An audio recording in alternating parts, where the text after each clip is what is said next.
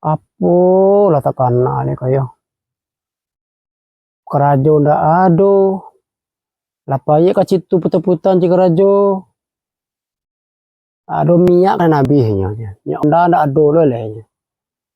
Aidik lah payah lo kini. Celik olehnya. Kan celik ikan ndak do lo.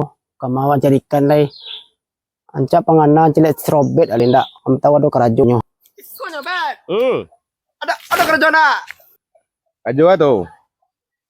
Ke Semarang lah kerajo. Apa ke kerajo? Waduh.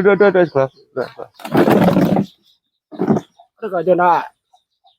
Anak kerajo kan lapo gini. Aden pun kehidupan modeko gini ya. Kerajonan ya. Besoknya kerja apa? Marah lah kok menjadi mengali parit, kau mau kau bangunan, kau menjadi rumah banyak tato. Orang bocor. Tukang, lah. Itulah nampan yang gini. Aku kerajo kan. Di rumah nak kau mengem tak belanja di gua. Tak mau itu loh. Pailah kamu ko dulu. Tunggu dan ke simpang beko. Beko mana tahu dua kerja di sini. Iyalah mantap. Tapi lihat mu anak. Tuh. Tunggulah simpang lo. Dulu apa? Tunggu simpang tuh beko deh. Simpang eko kok. Anak panek cari tadi lama panek jalan lah. Tadi mati masih simpang eko. Linda ngicuh apa jauh kok. Malah simpang atunya. Cingkan telo. Mana janji tadi kerajo tuh, mau kerajo tuh. Oh, kerajo. Kau lah kerajo kok? Aku suka itu kena satu deh. Aku beresin satu kok sampai berhasil. Oke. Aku siap aku, siap kerja tuh. Oke lah. Ayolah. Aku tinggal sih kau. Yo. Wah, kedua lu. Yo. Oke. Yo.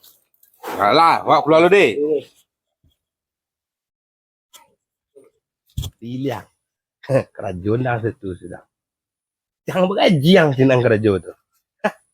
Malah saya hilang kerajo itu tak dapat yang deh. Ada yang senang. Lain lah kerajo dari genya gua. Lain nado tiba-tiba tadi loh. Caru ini gua.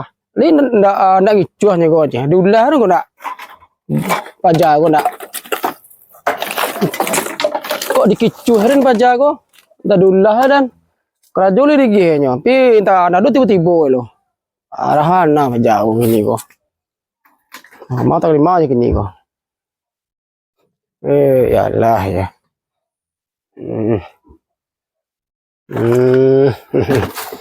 Ndak tiba-tiba nya lo. Dikicu harinya kok.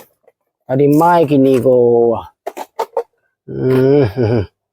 Ikur suruh kerajo dia. Sikok kiro tadi adalah pandai nunggu tadi apa tuh kerajo seorang tadi. Lah siap aja tuh. Alah siap deh Den. Lah siap lah rancak tuh. Bagus ada seorang kerajo. Ada bayi itu ada pandai mencari kawan tadi. Nah, dolor pandai nunggu. Rudi kan minta kerajo tadi lagi kerajo lah tuh. Atau piti mana gaji Den?